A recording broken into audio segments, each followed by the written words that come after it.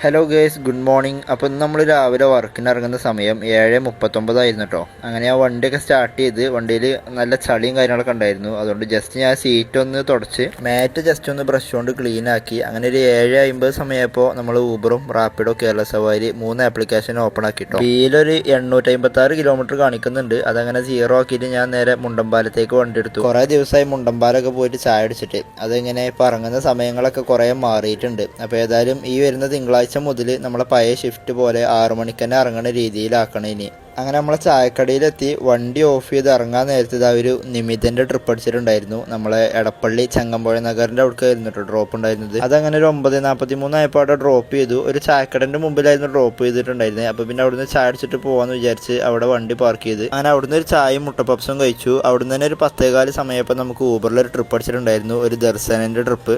ആ trip drop ചെയ്തതിനു ശേഷം ചെറിയൊരു ലോക്കലും പാടുണ്ടായിരുന്നു. അതും ഡ്രോപ്പ് ചെയ്തതിനു ശേഷം നമ്മൾ വീണ്ടും എടപ്പള്ളിയിലേക്ക് തന്നെ എത്തിയിട്ടുണ്ടായിരുന്നു. അപ്പോൾ ഞാൻ വണ്ടി അവിടെ പാർക്ക് ചെയ്ത് ജസ്റ്റ് നമ്മളെ നിഹാരിക്കാൻ്റെ മൊബൈൽ ഷോപ്പിൽ ഒന്ന് കയറി. അവിടെ ഒരു 10 മിനിറ്റ് നിന്നപ്പോൾ തന്നെ അവിടുന്ന് ഒരു ചെറിയ ലോക്കലും പാട് അടിച്ചിട്ടുണ്ടായിരുന്നു. അങ്ങനെ അത് കഴിഞ്ഞ് ഒരു 2:02 സമയമായപ്പോൾ ഞാൻ വീണ്ടും ഊബർ ഓഫ് ചെയ്ത്.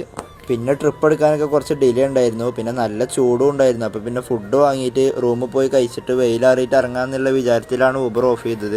നമ്മളെ മുണ്ടമ്പാലത്തെ നല്ല നെയ്ച്ചോറും ബീഫും കിട്ടുന്ന ഒരു സ്പോട്ട് ഉണ്ടായിരുന്നു, വൈഫ് ഹൗസ്. നമ്മളെ താജ് പരിചയപ്പെടുത്തി തന്ന ഹോട്ടലാട്ടോ. അപ്പോൾ അവിടെ പോയപ്പോൾ ഹോട്ടൽ ക്ലോസ് ആയിരുന്നു. അപ്പോൾ പിന്നെ ഞാൻ നേരെ കങ്ങരപ്പടി പോയി അവിടെ ഒരു ഹാഫ് CBയുമായിട്ട് നേരെ റൂമിലേക്ക് പോന്ന്. എന്താ ചൂട് അറിയോ. അപ്പോൾ ഇനി ഫുഡൊക്കെ കഴിച്ചിട്ടേ കുറച്ചേരം റെസ്റ്റ് എടുത്തിട്ട് കാണാം. അങ്ങനെ റെസ്റ്റ് ഒക്കെ